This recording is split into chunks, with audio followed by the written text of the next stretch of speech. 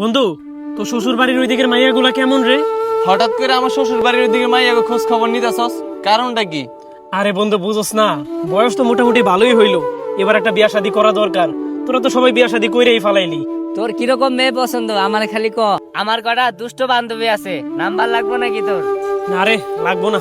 তাইলে বেটা তোর কিরকম মেয়ে লাগবো আমারে ক। আমার তো বেটা মডার্ন মডার্ন সুন্দরী অনেকগুলো বান্ধবী আছে।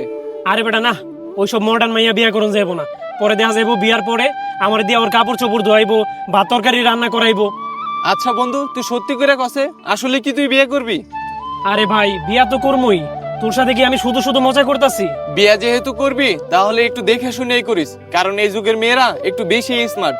আমি আরেকটা কথা ভাবতাছি, আমি তো এখন রাজমিস্ত্রির কাম করি, ছোটখাটো একটা ব্যবসা দিয়া যদি বিয়াটা করি তাইলে কেমন হইবো? তাইলে তো বেটা আরো ভালো হইব।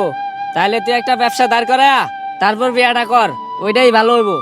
ব্যবসা করবি, কিন্তু ব্যবসা করতে তো অনেক টাকা লাগে, তুই এত টাকা কই পাবি? আরে বেটা, পাগল নাকি?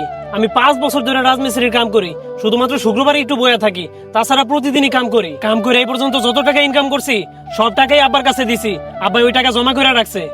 তাইলে তো ভালোই। কি ব্যবসা করবি? আমি চিন্তা ভাবনা করতেছি একটা মুদির দোকান দিমু।